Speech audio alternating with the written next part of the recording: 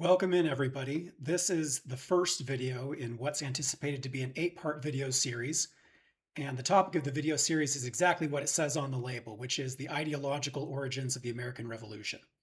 And that's both that topic and that concept as a whole, but also the excellent book of the same name by the Harvard historian Bernard Bailyn. The occasion for this is sort of twofold. One is that it's something I've been interested in doing for quite a while. I first read Bernard Bailyn's book a few years ago. I found it deeply insightful and helpful, and I want to share that with you all. The occasion proper, of course, is that we are at the semi-quincentennial, July 4th, 2026, of the anniversary of the Declaration of Independence and the birth of the United States of America. So it's sort of a good collision between something that I have wanted to do and thought would be valuable, and also outside circumstances. So in this first video, we're not going to delve too deeply into the book itself. Instead, what I'm going to do is try to frame the series as a whole. We're going to talk about some of the following things. What the video series is about. What are ideological origins? What would we be looking for if we look for that? The justification. Why talk about ideological origins at all? In some ways, it might not be obvious. There's other things that you could look at to understand the revolution, to understand the birth of America, to understand America as a whole. There's also some specifically modern relevance to this topic, I think. History can be interesting at all times in all places, but there are some times in history that seem more apropos to a given set of modern circumstances, and there's a variety of reasons why I think the ideological origins of the American Revolution might be a good thing for all of us to think about now. I'm also going to talk about why we're using Bailyn and his book as a touch point to talk about the overall subject and concept. A little bit about how Bailyn wrote his book, who he is, and why it's a useful source in my view. Obviously, there's also, even if you were restricting your topic down to the ideological origins of the American Revolution, there's a lot of sources you could look to. I recognize that. We're picking Bailyn for a variety of reasons. And on that note, his book is in the, a link to purchase his book is in the video description. It's an excellent book. It's not very expensive, particularly for an academic book. I think it's about $27 on Amazon. If you purchase it, we also get a small kickback on the channel, which is nice. And most importantly, you get an excellent book. I'm also going to talk a little bit about my approach to the series, which I think is a little idiosyncratic and unique. I would describe it as a politically Martian approach. I'll also describe sort of the way that I'm going to be weaving together summaries of what Bailyn says, as well as some of my own analysis, some of the questions and jumping off points that I think are interesting. And of course, I'll be asking questions, and some of these questions I'm not even going to try to answer or, believe I only have partial answers to. And I invite you, of course, to chime in the comments and make this a discussion about the concepts we're discussing. And then last of all, I'm going to forecast the book, the chapters of the book, and what we're going to cover.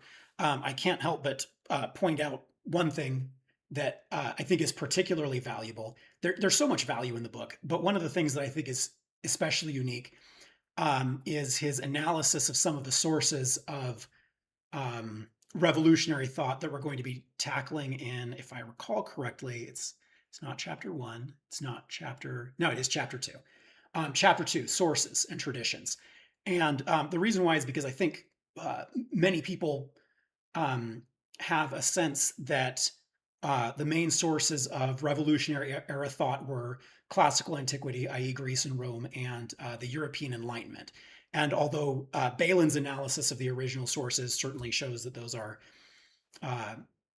important sources that the colonists relied upon, he has a remarkably different story to tell about the sources of revolutionary thought that goes back to medieval England, or early modern England, I suppose. And it's a version of America's ideological origins that I think very, very few Americans are familiar with, and that I think you'll find very interesting. I like to think personally that I'm fairly dialed in, relatively speaking, in the grand scheme of things, about the American Revolution and what they were thinking and the sources of their thought. And Bailyn's book surprised me and educated me, so I hope it will do the same for you. All right, let's jump in. What is this video series about? It's about the ideological origins of the American Revolution. That's a $5 phrase if I've ever heard one. So what does that mean? When we're looking at ideological origins, what are we thinking about? One way of approaching that question is you could say, well, what are we not thinking about? And we are not primarily thinking about battles or events. Instead, we're sort of thinking about the whys and wherefores behind those battles and events. Ideas, beliefs, worldviews, fears, instincts, priorities, and values. And notice as I say that, it's not just ideas, right? It's also instincts, it's tendencies of thought. It's sort of the way they lean. It's the way they frame their ideas. It's sort of the tilt or cant that they have to them. In addition, of course, to the ideas themselves. And in some ways, sort of analyzing and examining that lean and those tendencies, I think is going to, you may, like me, find it even more insightful than sort of the ideas themselves, which you may well be more familiar with. Quote from Bailyn, and he spends most of his time examining pamphlets, and in the second video I'll explain why and explain his methodology.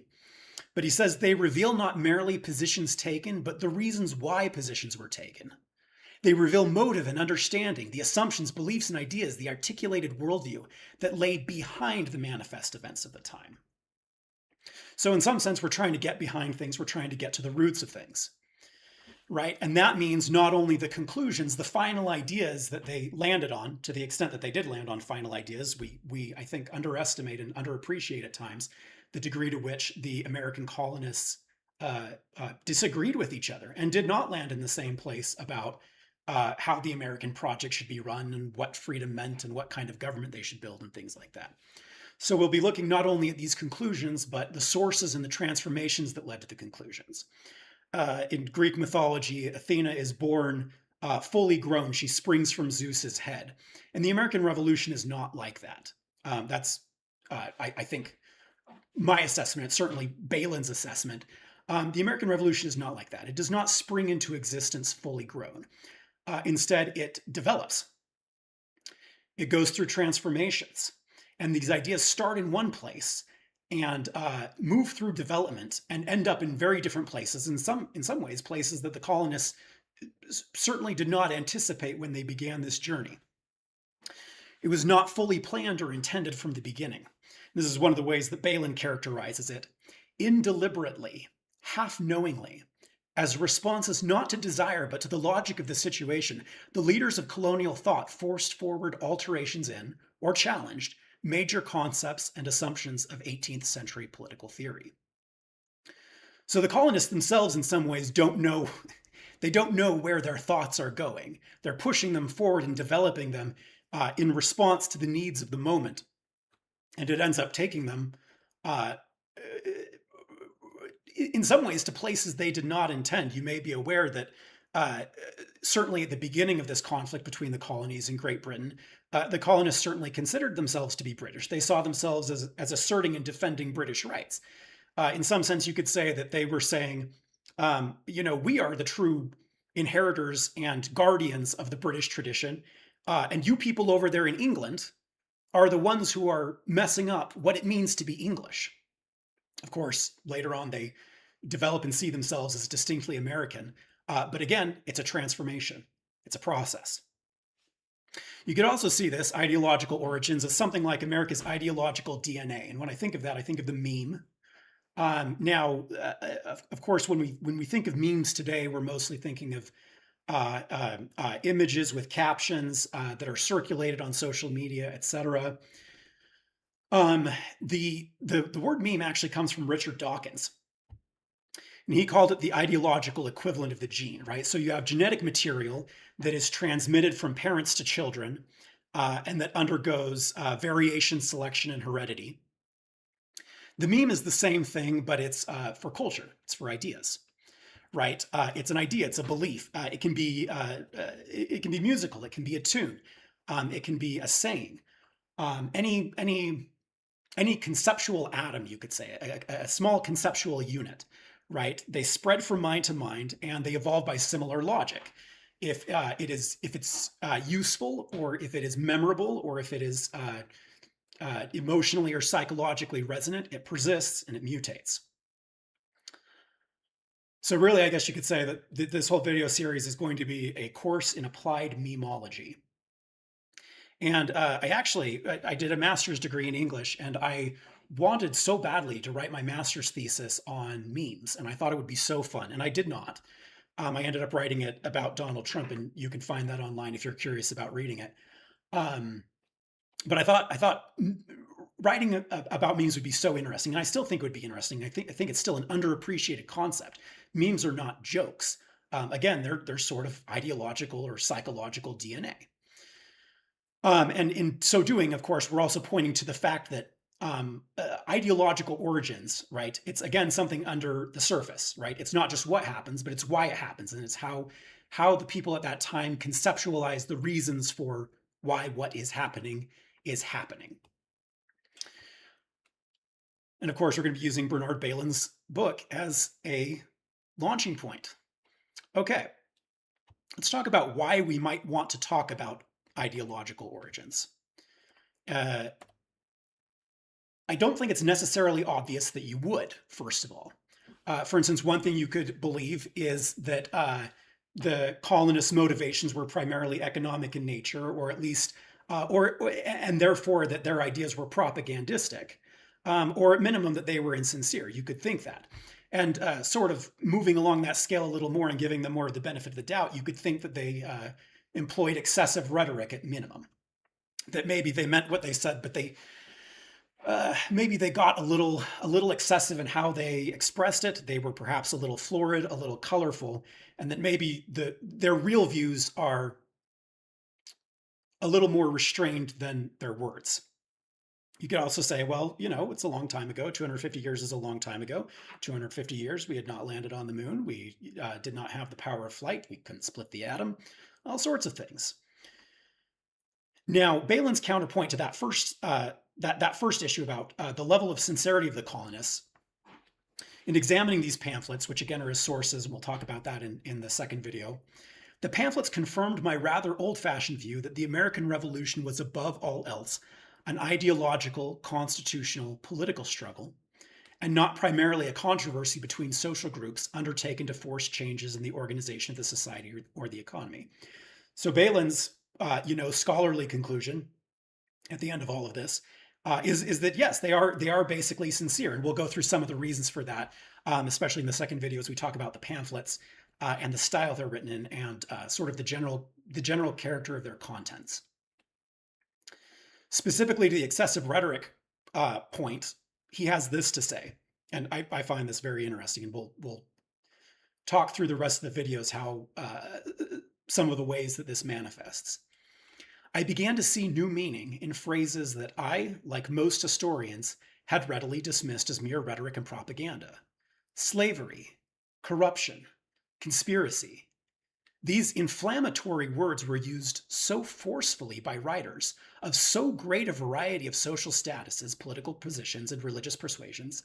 They fitted so logically into the pattern of radical and opposition thought, and they reflected so clearly the realities of life in an age in which monarchical autocracy flourished, in which the stability and freedom of England's mixed constitution was a recent and remarkable achievement, and in which the fear of conspiracy against constituted authority was built into the very structure of politics, that I began to suspect they meant something very real to both the writers and their readers, that there were real fears, real anxieties, a sense of real danger behind these phrases, and not merely the desire to influence by rhetoric and propaganda the inert minds of an otherwise passive populace.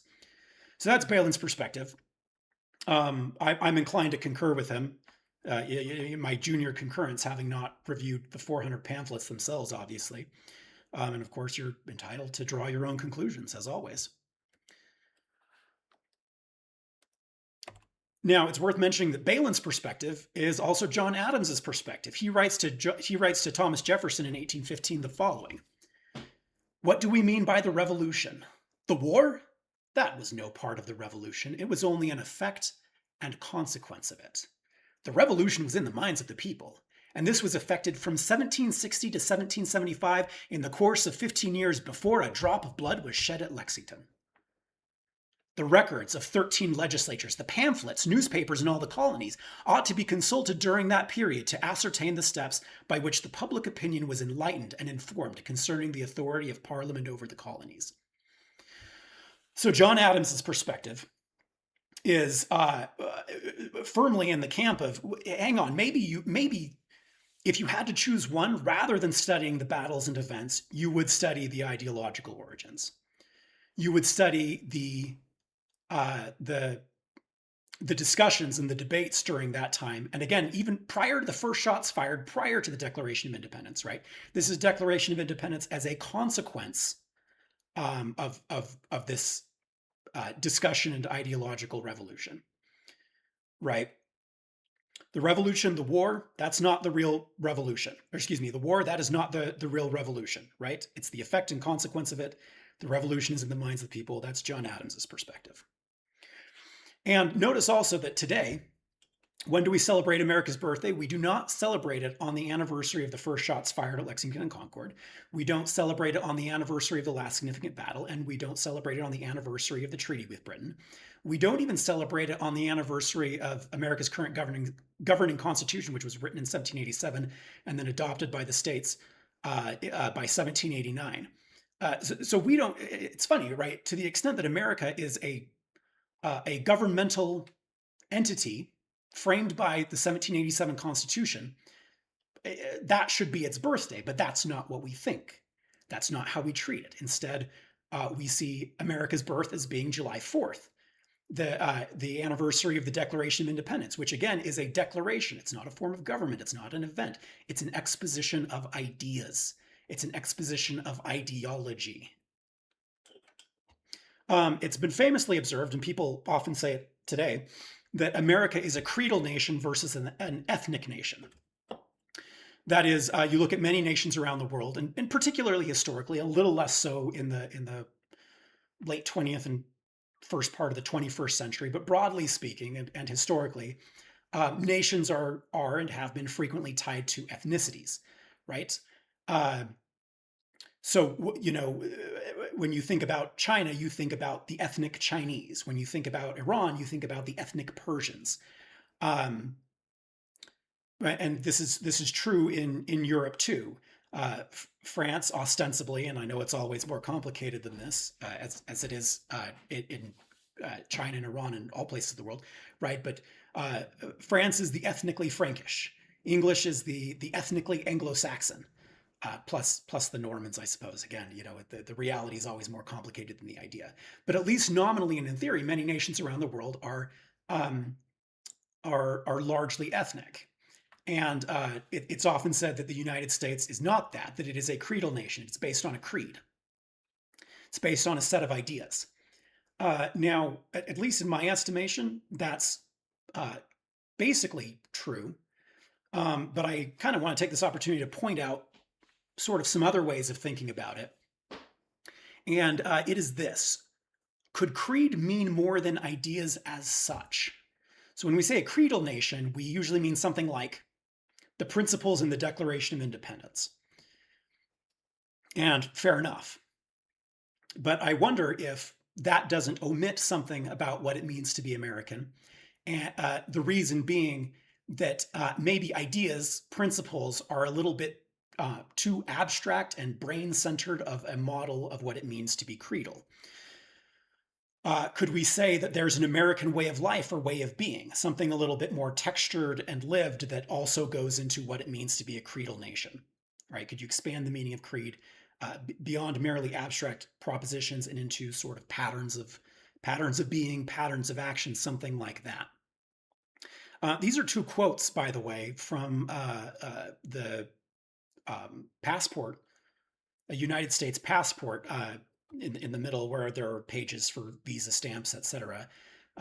Here are two of the quotes that seem to me to sort of suggest this, that maybe when we say that America is a creedal nation, we should be expanding a little bit our definition of creed to be more than ideas and principles, and to include something a little bit more concrete, a little bit more textured, and a little less abstract. So here's the two quotes. Daniel Webster. The principle of free governments adhere to the American soil. It is bedded in it, immovable as its mountains. So Daniel Webster, he mentions principles, right? Something abstract, but he seems to think that it's linked to very concrete things, right? The soil, the mountains. And he uses physical concrete metaphors, right? Adherence, bedded in, immovable. Lyndon B. Johnson, for this is what America is all about. And he's not going to go to principles, he's going to go to images. He's going to go to experiences. It is the uncrossed desert and the unclimbed ridge. It is the star that is not reached and the harvest sleeping in the unplowed ground. Is our world gone? We say farewell. Is a new world coming? We welcome it, and we will bend it to the hopes of man. Now, to be fair, Daniel Webster is 100 years, well, I guess 80 years after the American Revolution. Lyndon B. Johnson is even further after that. So you don't necessarily have to take them as the most authoritative sources on what America's ideological origins are. But I just want to point out that when we say creedal nation, we might mean a lot more than abstract principles. And it might be worth thinking about what the American creed is, what the American way of life is, what the American way of being is, aside from abstract principles. And one of the reasons for this is that even those abstract principles might be linked to contingent circumstances. So, for instance, after you settle the West, if per Mr. Johnson, a large part of America is the uncrossed desert, the unclimbed ridge, right? Exploring into the unknown. What does it do to the American psyche after you settle the West? To what extent does the American psyche change when it does have, the western half of the United States to settle versus when it does not? And Bailyn will have a lot to say about how the unique contingent circumstances of the colonial experience, the fact that they're across the ocean from Europe, the fact that they are relatively backwater, provincial, and rustic, the fact that they're separated from the great centers of culture in Europe, is going to shape their ideas. So we might want to think, even if we're thinking about creeds in terms of purely abstract principles, we might also want to be thinking about them in terms of the contingent circumstances we're experiencing. And you might think, whatever principles you espouse as a nation, if the contingent circumstances change, those principles are going to change too. And that might have an enormous amount of explanatory power for how we think politically and culturally and socially today, how the circumstances changed. And remember that we live in a time when circumstances are drastically changing. AI is obviously a major driver, but not the only driver.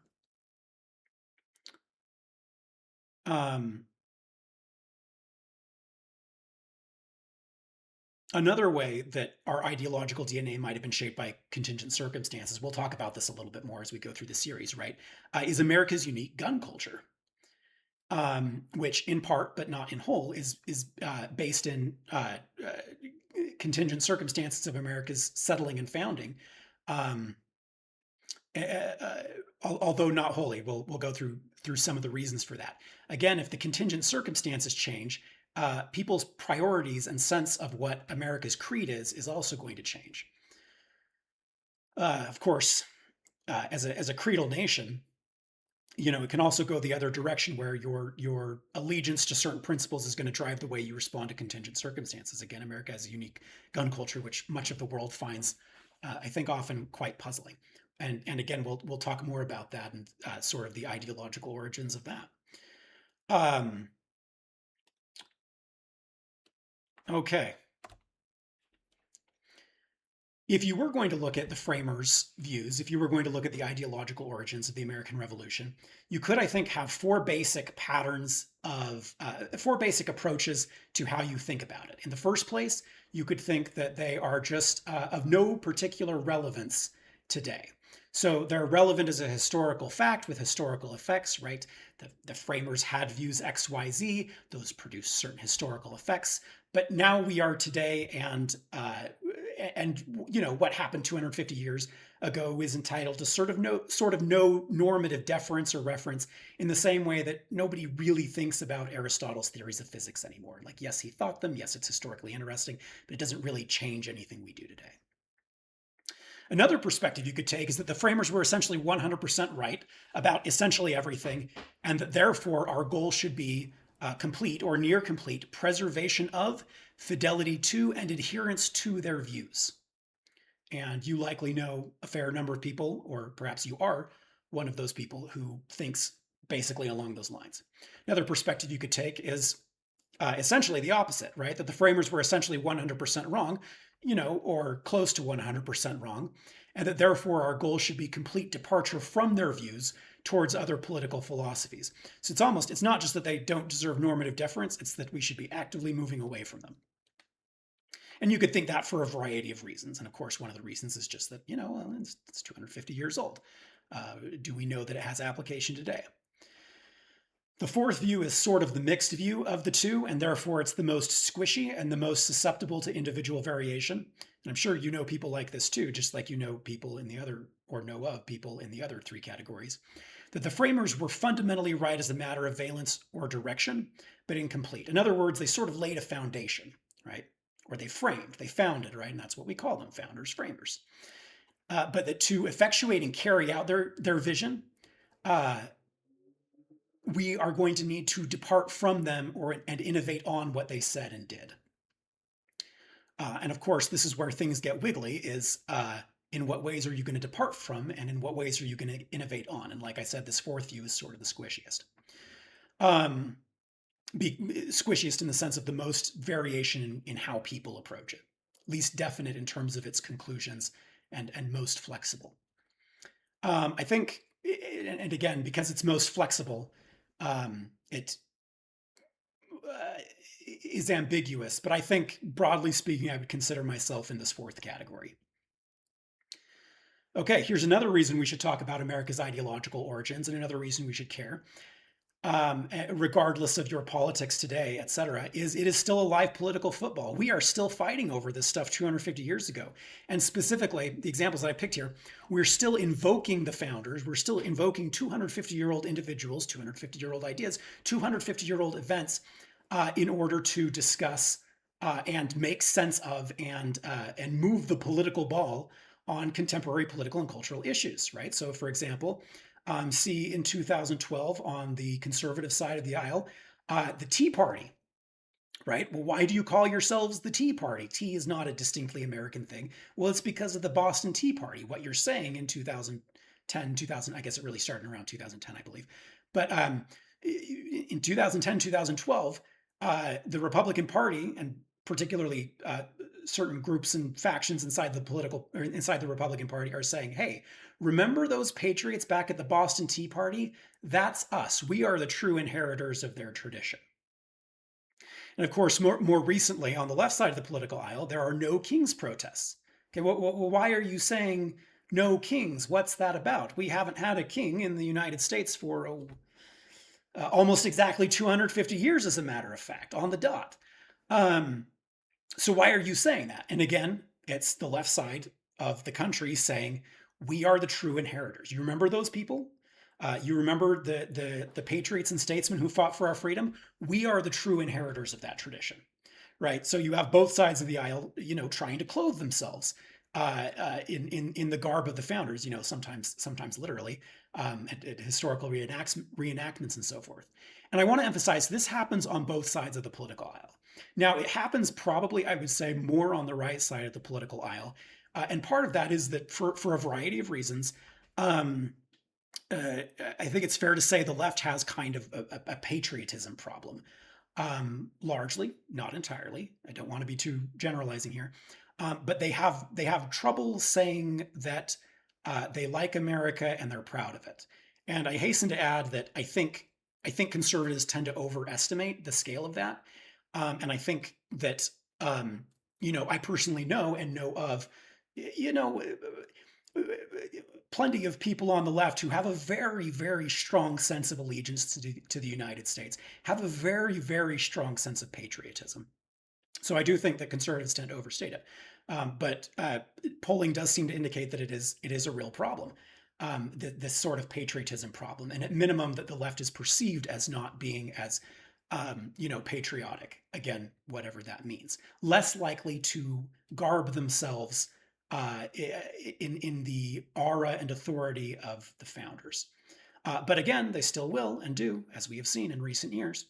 Um, on the other side, you have the 1619 Project, uh, Hannah Nicole Jones, which invokes the founders, but in different cause, right? Unlike the Tea Party and the No Kings protests, where you are sort of saying we are allied with the founders, right? We are their true inheritors.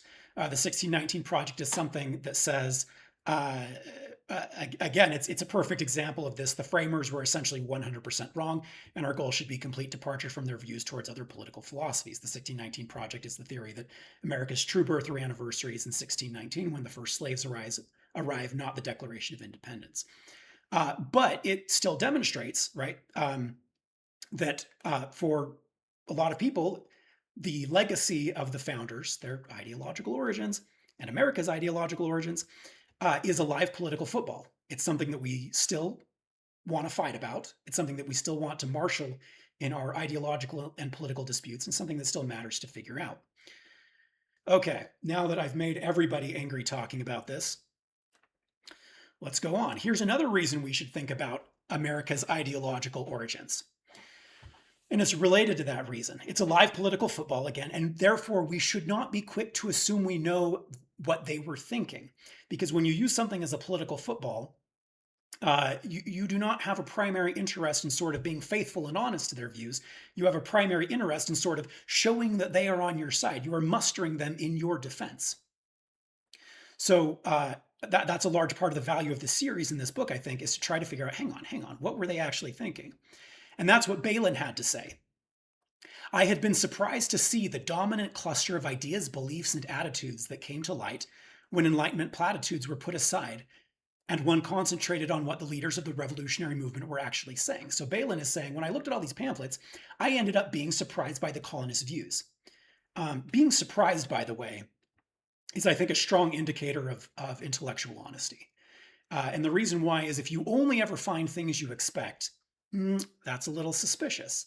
That means you may not be looking for or paying attention to or subconsciously or consciously rejecting things that create tension with your worldview. So I see surprise personally as a strong indicator of intellectual honesty, and it's one of the things that I like about Bailyn's book.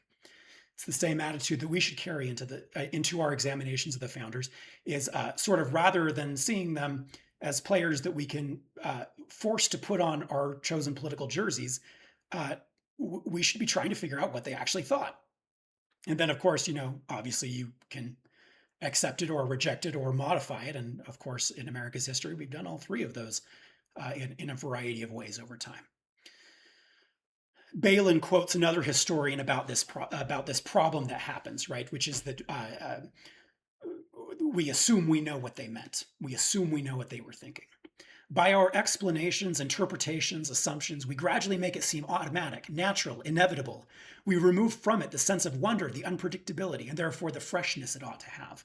And we're going to be talking a lot in this video series, and Bailyn has so much to say about the way that the colonists were sort of feeling their way forwards. They did not start with their conclusions. They were working through these issues in real time.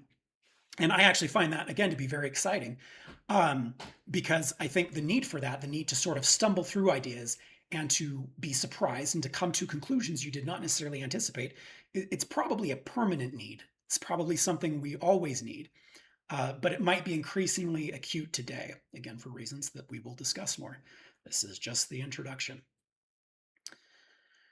And that's what Bailyn specifically says about the colonists. They were at first necessarily fumbling and unsure efforts, for there were no arguments, there was no vocabulary to resort to. The ideas, the terminology had to be invented.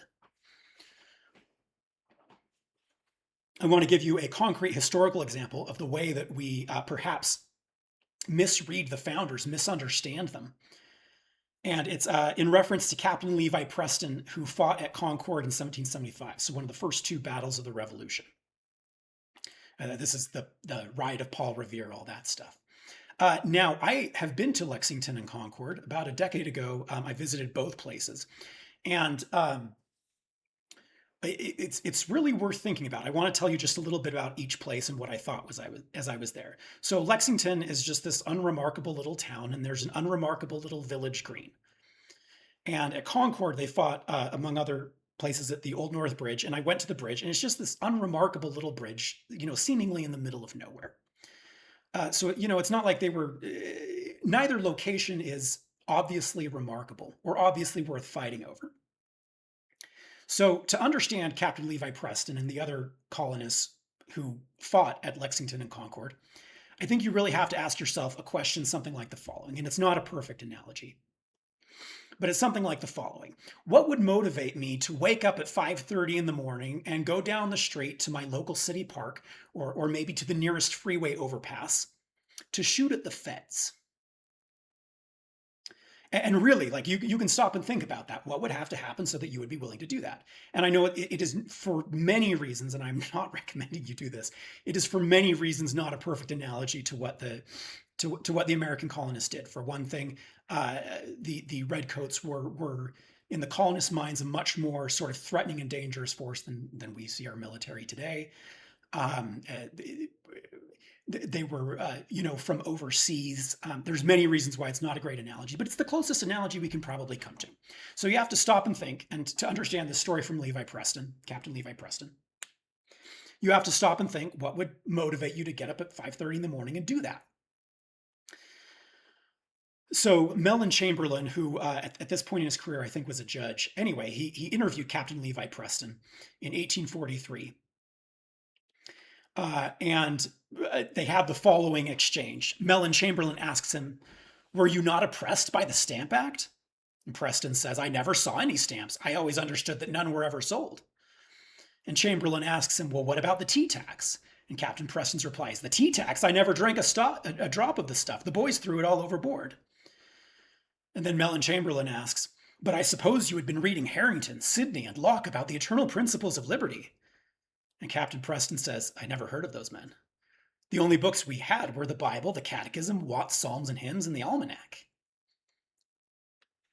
Right, so these sort of familiar narratives that we have about why the revolution happened, one by one, Captain Preston said, "That's not why I was there." So what does he say? He says this: "Young man, what we meant in going for those redcoats was this. We had always governed ourselves, and we always meant to. They didn't mean we should." And we'll see as we go through this series that that's a fair paraphrase of how Bailyn assesses the ideological origins of the American Revolution. But notice again, Preston moves away from all the familiar explanations and says it's as simple as this. They wanted to tell us what to do. We did not want to be told what to do. They wanted to govern us. We wanted to govern ourselves.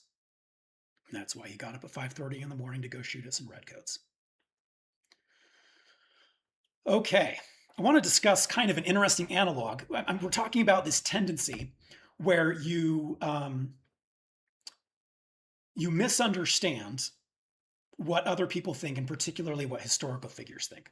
So this is sort of an interesting analog from my own personal life, right? So today in the United States, there's a thing called the classical education movement. And roughly what it is, it's a contemporary school reform movement. There are schools for this, but it's also largely tied to the homeschooling community that generally tries to draw upon or adopts the mantle of Greece, Rome, and the Renaissance, right? Now, there's a specific strain of the classical education movement called TJ Ed, Thomas Jefferson Education. Pretty prominent in Utah about a decade ago to 15 years ago. I'm not sure where it's at today. It's a particular strand of the classical education movement. It's based on the book of Thomas Jefferson Education by Oliver DeMille.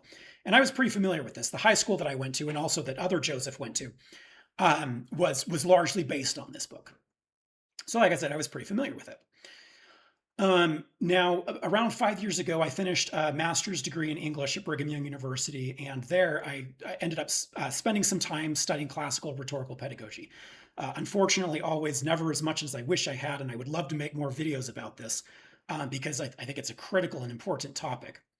Bottom line, I spent some time studying classical rhetorical pedagogy. So I actually did study the history of classical education in Greece, Rome, and the Renaissance.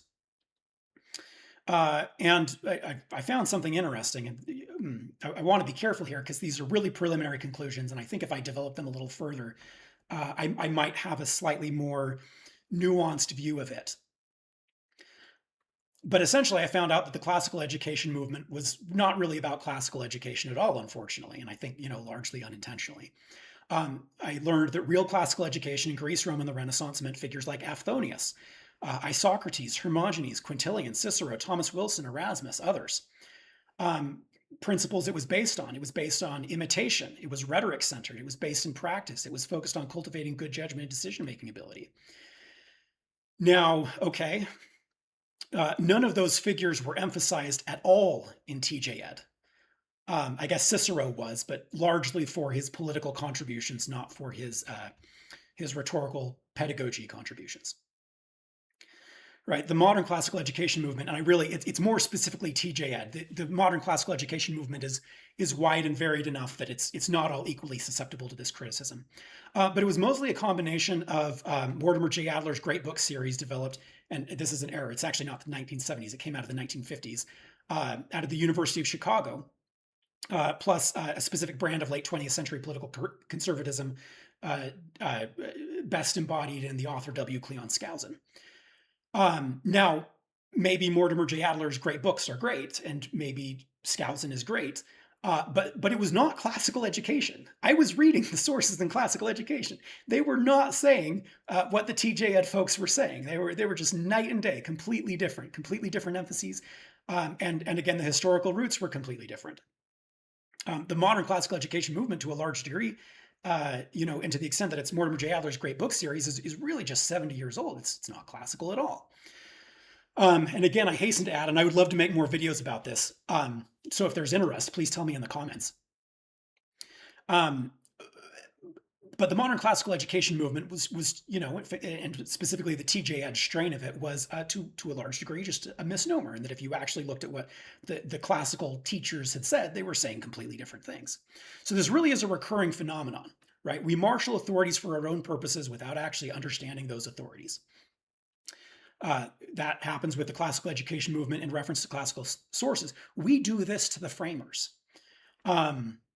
And in part, the goal of this video series is to sort of correct for that, right? To explore that and to get to what they were really saying and thinking to some greater degree.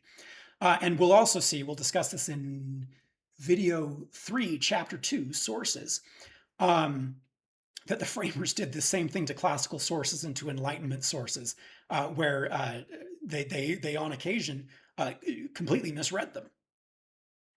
More so classical sources than Enlightenment sources. With Enlightenment sources, it's a little more complex. We'll get to that. Okay. We might also want to talk about ideological origins in particular right now for a few reasons. First of all, obviously, it's America's 250th birthday. Happy birthday, America. Quarter of a millennium. Semi-quincentennial. Good deal. We'd love to make it to 300. We'd love to make it to 500. Right now in the United States also, the World Cup is going on. So the whole world is here. And everyone is here seeing America, albeit modern America, right? It's not colonial America. But they're seeing America firsthand, right? And again, because it's America's ideological DNA, a lot of that's still here. Peggy Noonan in the Wall Street Journal wrote an article about this, and I just want to quote a few of these examples and what she said. And you've probably seen a bunch of these videos online circulating on social media. I've seen some of them too, and it really is marvelous and cool. She's talking about visitors from other countries to America who are seeing it firsthand. They couldn't stop talking about it. Texas barbecue, ranch dressing, endless refills. In England, asking for a refill is like asking for a second mortgage, said one video. Huge portions, 24-hour gyms, Buc-ee's, Costco, Chick-fil-A. Football stadiums, air conditioning, the sheer variety, all the hot sauces in 50 states with different rules. Strangers smile and ask how you doing. Among my favorites, seeing them delight in yellow school buses, which they thought only existed in movies. A young Englishman in his 30s, the media portrays Americans as rude, lazy, all of the above, and it's further from the truth. The amount of hospitality and kindness and pride Americans hold is truly like no other country I've been to. A 30-ish bearded South African man, I'm in awe of the United States of America. Walking through the park, he sees women walking along in fancy handbags, jewelry on, glasses on. They're not being harassed, nothing. If this were South Africa, gosh, first of all, I wouldn't be able to walk through this bloomin' park by myself.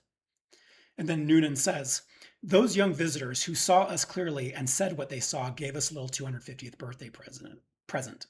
And I hope any of you from around the world who happen to be visiting America during the World Cup, man, I hope all we Americans behave ourselves, and I hope you have a wonderful time. And um, I hope that you have good things to say, and I hope that it's a wonderful experience for all of us. Um, so there's sort of some unique application right now because all of America is here. And remember that America's the world's perception of America has been largely filtered through the news media and the two Trump presidencies and Biden's presidency, uh, and that is probably not the same as what you see on the ground. And certainly many visitors seem to be saying that. Of course, even independent of the World Cup, America, for better or worse, after the fall of the Berlin Wall, sits astride the world like a colossus in so many ways. Um, and again, for better or worse, we matter for the whole world. And so, for all those of you watching who happen to be outside of the USA, I hope that this video series is helpful for you to know a little bit about how we think and a little bit about who we are. Um, and who we are sort of on a deep instinctual level, not just the surface, and maybe why we do things that might sometimes seem a little strange to you. Okay, last reason why we might want to talk about this now. A lot of people in modern America seem to feel like we are going off the rails. It sort of feels like something, like a screw has come loose somewhere. The wheels are coming off the bus. Something has gone wrong here. Now, of course, as we are wont to do, because we love disagreeing with each other, we all feel that it is for very different reasons. But I am struck by what seems to be a shared sense that, like, hang on, we might be in a really risky place right now. We might be in a very pivotal place, and there's some large tectonic rumblings under the surface, deep things, right? At minimum, if not near an emergency or crisis, in or near a time of significant transformation. Of course, there's many reasons for that, political and non-political. Again, AI. But again, a lot of us seem to have a sense that something's a little loose here. So I think it's a really good time for all of us to think about, all of us as Americans, to think about who we are, think about who we want to be. And that includes looking at the past and appropriately taking wisdom from the past. And in my view, that also means seeing how we might innovate, right? Just like, frankly, again, as Bailyn would put it, just like the framers did, develop these ideas, push them forward, see where they can go. Okay. So why Bernard Bailyn? I'm going to say Bernard Bailyn so many times during this series. I'm going to mispronounce his name chronically as I do with so many words. Why Bailyn and his book? So sadly, he passed away a few years. He was a professor at Harvard, 2 Pulitzer Prizes, very influential in the history of, I guess, the historiography, in writing American history. And the book is so well regarded that it got a 25th anniversary edition, a 50th anniversary edition, which is the one I'm quoting from. And again, I always like to say this is a meme that I employ, right? There's a limit to how dumb you can be and still teach at Harvard. And I know that some people really push the lower limits of that. But Bailyn, there's a limit to how dumb you can be and teach at Harvard. And Bailyn seems to me to be safely inside those limits. There's also a limit to how bad of a book you can write and still get, multiple anniversary editions. And again, I think this book is safely within those limits, well within those limits. It's an excellent book. And, we say a lot about academia on this channel, and some of it's critical. This is the best kind of academia. This is what academia was made for, right? This guy is a nerd who will go read 400 pamphlets, summarize them, and study them for you. That's amazing. That's wonderful. That's what we should be having academics do everywhere. And if any of you are in academia or thinking about going into academia, I think this is really a lesson for you, right? Is you could start out trying to develop some great grand theory. And really, it might be smarter, like, what can I do that's small that hasn't been done yet? And for Bernard Bailyn, it was read 400 pamphlets and summarize them. And poof, that's how you get a 50th anniversary edition and a Pulitzer Prize and teach at Harvard. So that's my word of advice today for everyone watching this who might be thinking about academia or who's in school. Again, there's a link to purchase the book in his video description. And I really want to say, This is a really cheap academic book. Academic books are often quite expensive. I think it's $27 on Amazon. You are getting crazy bang for your buck here, and I urge you to go pick it up if that's of any interest at all to you.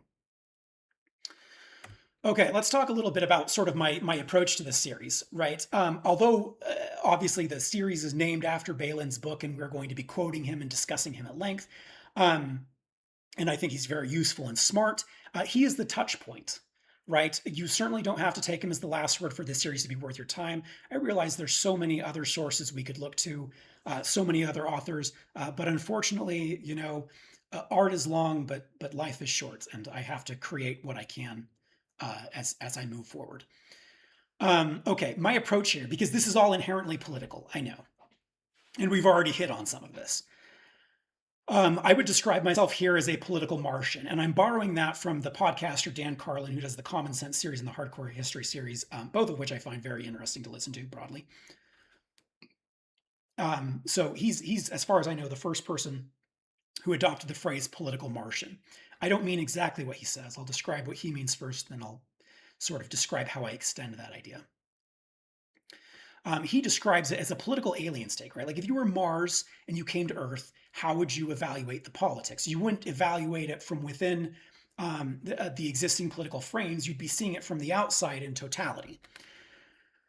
He would describe it, Dan Carlin would describe the political Martian take as less partisan and outside the box and less all or nothing, because political labels have become unstable or hollow, and people themselves are a mix.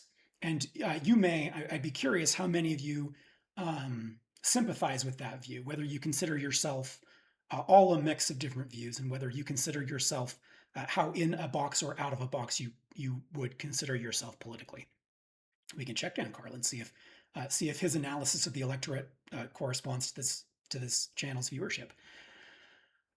However, Dan Carlin takes pains to point out that the fact that he's a political Martian does not mean that he's a moderate or a centrist, and he self-identifies as a radical.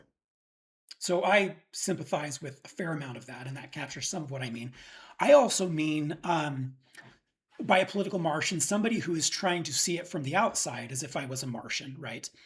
But maybe more precisely, trying to see politics as a part of a harmonious totality of human experience, as part of a harmonious totality of a worldview, not as sort of the one thing that dominates all other human concerns, the one explanation for everything, nor politics as sort of an isolated vector of human goals, right? And if that all sounds too complex, which it probably does, because in some ways, although I resonate with the identification as a political Martian, it's hard to know exactly. It's hard even for me to know exactly what I mean by that.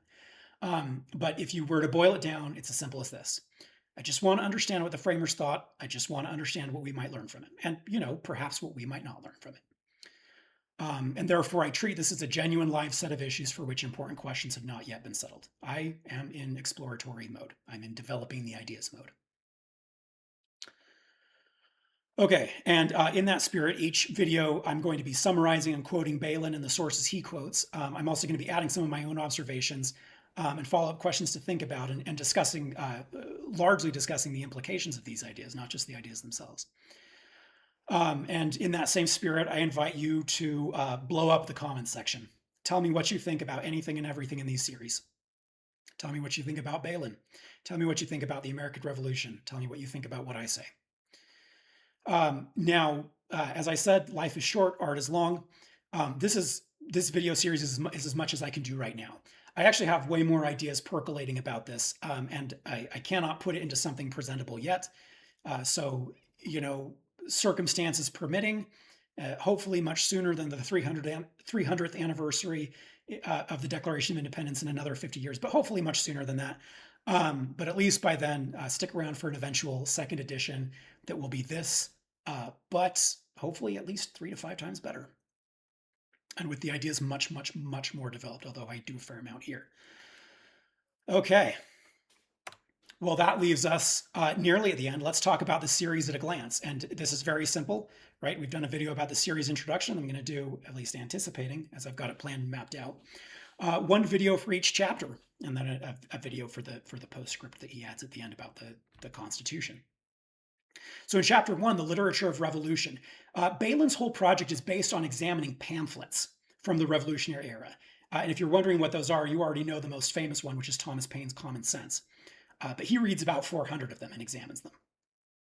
We're going to talk about what the pamphlets were physically, how they were composed, why they are a good source for figuring out America's ideological origins. We're going to talk about their contents, their style, and we're going to be developing some ideas about what that might mean for us today and whether there are modern analogs to that.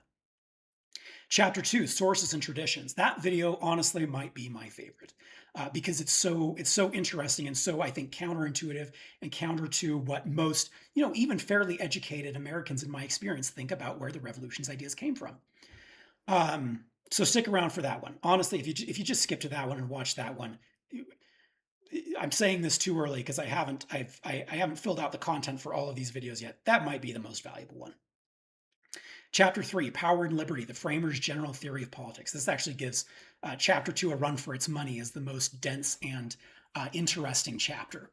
We're going to be talking about the general theory of politics and how it all comes down to the disposition of power. We're going to be talking about how they defined power, how they defined liberty, and how that might be interpreted or reinterpreted today. And some of the interesting contrasts and tensions it has with modern ideological movements like libertarianism and postmodernism.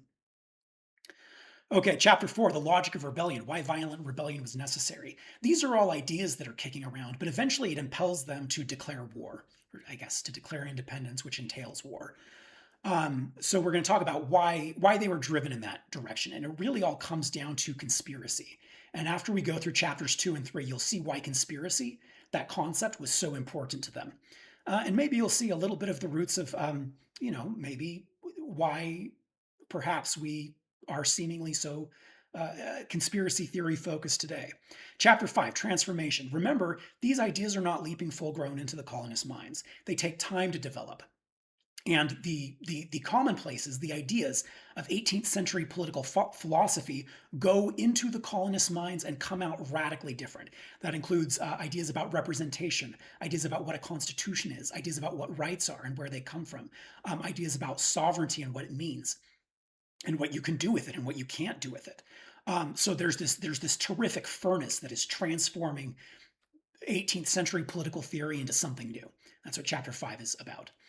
Chapter 6, the contagion of liberty, is sort of about how that furnace sort of starts to burn down the whole factory. How it's called the contagion of liberty because these ideas start pushing into areas where many of the colonists do not originally intend them to go, and many that I would argue, and we will discuss, have not been resolved today and are worth revisiting.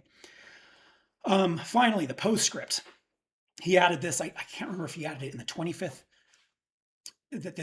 anniversary edition or the 50th anniversary edition, but he added a postscript about the Constitution as a completion and adaptation of those ideas.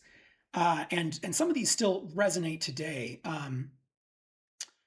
We'll discuss that a little more when we get to that, but that's again, it's the postscript. It's sort of the capstone, and he puts the final he dots the final I's and crosses the final T's about how this enormous stew of ideas and discussion eventually came out into something that we still live by today. Okay, and that means that in the next video, we're going to be talking about the pamphlets as a source to determine the ideology of the revolution. We're going to be talking about what they were physically, what their style was, what their contents were, their virtues as a source, and some modern analogs and lessons. Okay. Thanks so much for sitting with me for this. I hope you found it interesting. Tell me what you think in the comments below. Go read and buy Bernard Bailyn's book if you have any remote interest in that. Happy 250th birthday, America, and I will see you in the next one.